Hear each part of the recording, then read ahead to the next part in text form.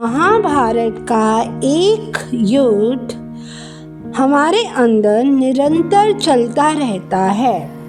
जितने भी हमारे ज़िंदगी के महत्वपूर्ण लम्हे हैं, हम उसमें काम करते रहते हैं। तो जो नकारात्मक ऊर्जा है वह बहुत असरदार होती है। जो हमारे शरीर के अंदर दैवीय सेना होती है वह गिनती में कम होती है, क्षमता में कमज़ोर भी होती है।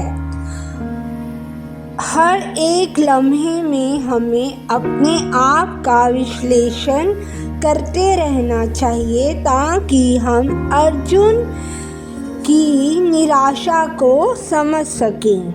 महाभारत की यह कथा सकारात्मक टिप्पणी पर घूमती है कि मनुष्य इस उम्मीद पर जीता रहता है कि भविष्य में अच्छी चीज़ें होंगी, चाहे कि दिव्य आवेग जो कि मूल आधार पर कम होते हैं, अगर यह सुचारू रूप से भगवान कृष्ण के नेतृत्व में ला दिए जाएं, तब यह लालच और कामुक ताकतों के आगे सच्ची और पक्की जीत की शुरुआत हो सकती है। कुरुक्षेत्र नाम का अंग्रेजी अर्थ है कुरु के रहने की जगह, कुरु का राज्य।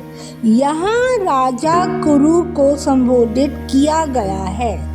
कुरुक्षेत्र की जो गाथा है वह महाभारत महाकाव्य से जुड़ी है और जो कि कुरुक्षेत्र के युद्ध का मैदान है।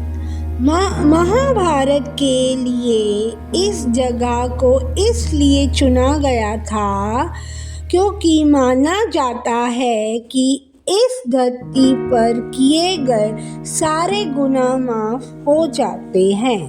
पुराणों में यह बताया गया है कि कुरुक्षेत्र के जिस मैदान में युद्ध हुआ था वहाँ पर भगवान कृष्ण ने अर्जुन को भागवत गीता का आदेश दिया था।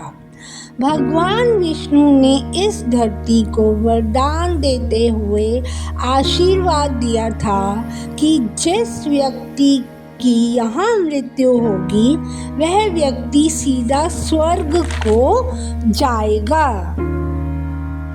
हमारे हिंदू धर्म शास्त्र के हिसाब से धर्म एक ऐसी ना सुलझने वाली गुत्थी है जिसे सुलझाना बहुत मुश्किल है।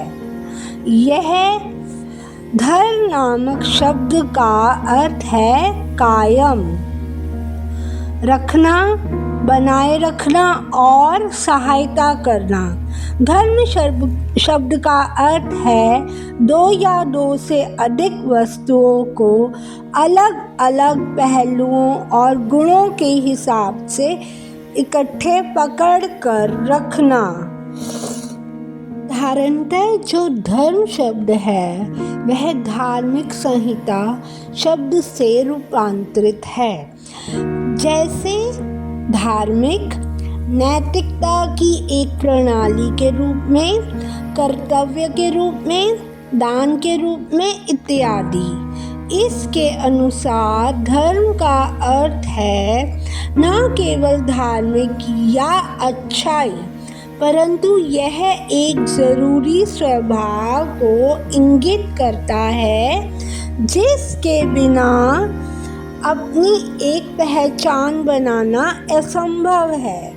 यह शब्द दो शब्दों से मिलकर बना है, क्षेत्र जिसका अर्थ है मैदान और धर्म का अर्थ है धर्म, राइचसनेस जिसे हम अंग्रेजी में कहते हैं। धर्म क्षेत्र का अंग्रेजी अर्थ है धर्म का मैदान। इसे एक पवित्र स्थान भी कहा जाता है। एक धार्मिक व्यक्ति, गुणों से भरा हुआ और पवित्र व्यक्ति भी कहा जाता है।